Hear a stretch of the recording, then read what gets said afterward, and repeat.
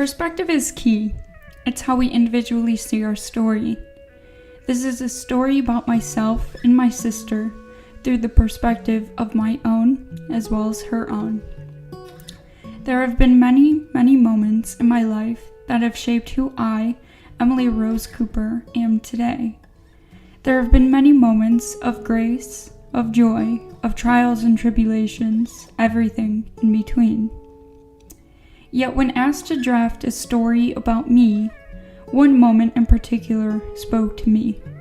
This is a story that I have rarely spoken about, yet tried to even write out. This is a story which challenged me mentally and physically, yet inspired me. Blood seeped into my mattress, turning what was once white, now red. The terror in my sister's screams filled the empty house. Parents weren't home. We were here to defend ourselves alone.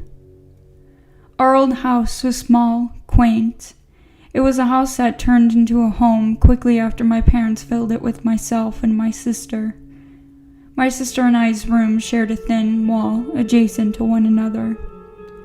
His teeth sunk deeper and deeper into her hand, tearing the flesh that was once intact. In the summer of 2018, my sister brought home a pit bull puppy. She named him Jax. His entire body fit into the palm of our hands. Looking back, it was crystal clear as to how small he really was. He should have been with his mother. My sister Justine was enamored with Jax. Their bond grew stronger as the days passed. That's her soulmate. She fell to the floor, Jax on top of her, teeth still biting down. It was a hot July afternoon, a year after Justine brought Jax home. Mom went to watch Dad coach a softball game. We stayed home. Bouncing between our rooms, Justine and I enjoyed the afternoon home alone. Jax laid chewing on his new bone in the middle of my bedroom floor. His growls scratched at her flesh, screaming, crying, blood. Justine came into my room to check on Jax, as she always did. Looking at his snout, she thought he had a scratch. She extended her arm to touch it. Inside his mouth it went. I pushed him, screaming. She was silent, on the floor, hair falling before her face. Reaching over as he tugged on her arm, his mouth met my arm. My flesh broke, blood gathered. "Justine," I screamed, as I pushed her over with my free arm, her eyes red from the tears. "You need to run." Screams filled the empty house. Blood fell some more. Tears. His teeth sunk deeper and deeper into my arm. Her face fell as she ran and fell onto her bed, holding her arm. Echoes of her screams. Blurriness from my tears clouded my sight. Blink once, blink twice, blink once more. Face was now wet.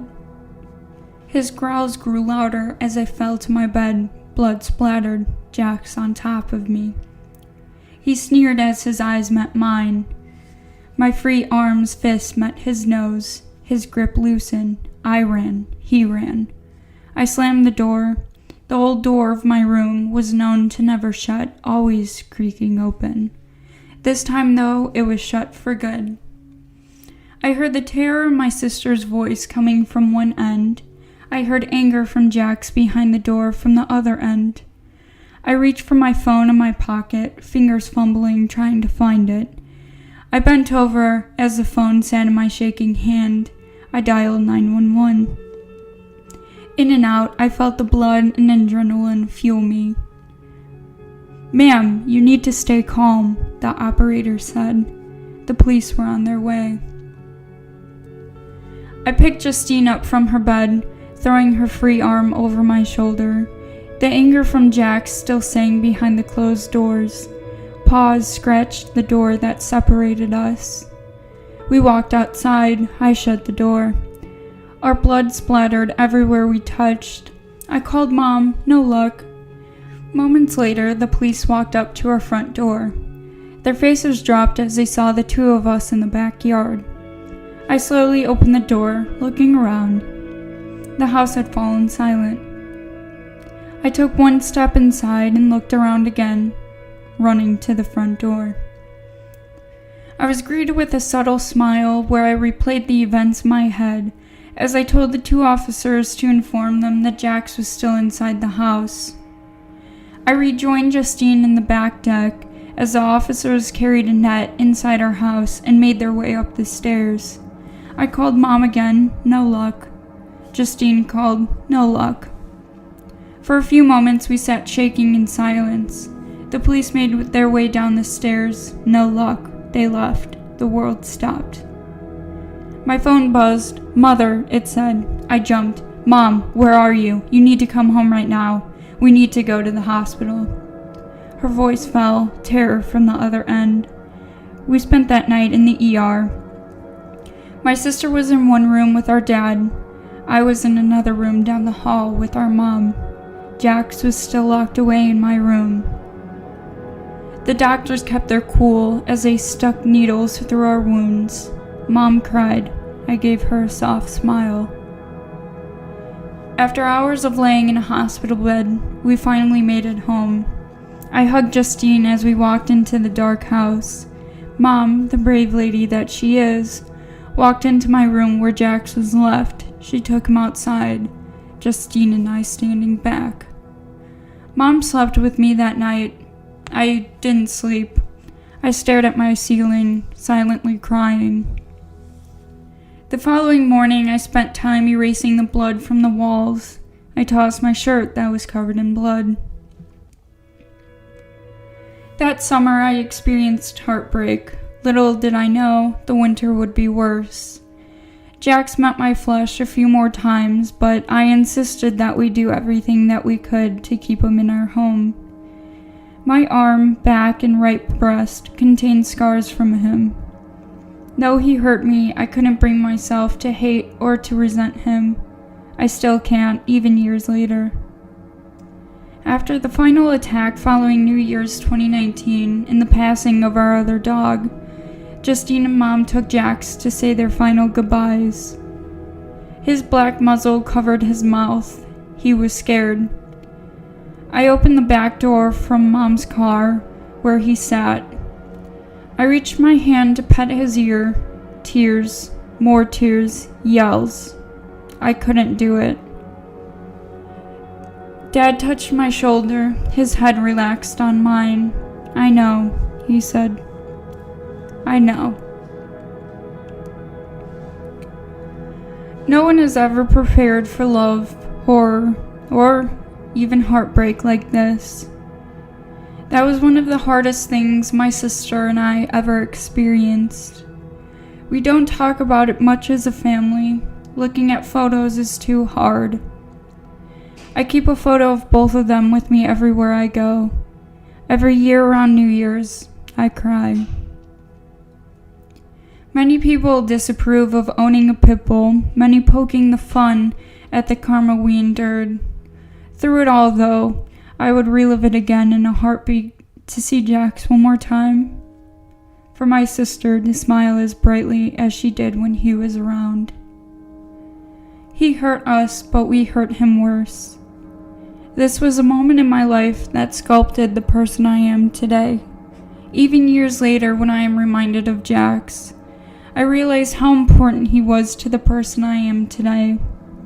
I understand that through the physical and emotional turmoil, I still wish he was here today.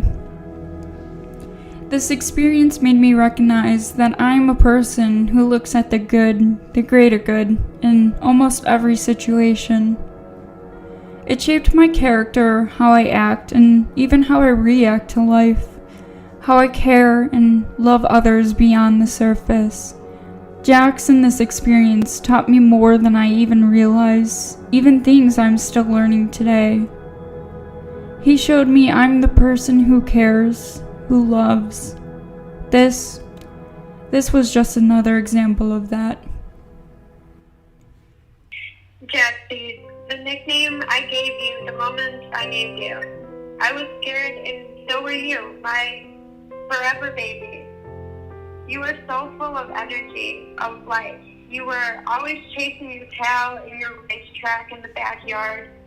I'm still not sure how or what happened that day. You were bleeding on your nose and chomping on your bone in Emmy's room. I didn't know any better when I went to check on you. My love, I hope you know now, I was never going to take it from you. Everything happened so fast. I forgive you, Jaxie. You felt threatened. You took my hand and didn't let go. I felt no pain until after I saw the blood. I was scared for myself and Emmy. Both sides of my hand were open, overflowing with dark red heat. We locked you upstairs. When I laid down that night and closed my eyes, I wondered why. Why did this happen? I still love you then and even now. I wish you were still with me. I miss your cuddles. Putting you down hurt me so much. I hope you know how sorry I am that I had to let go.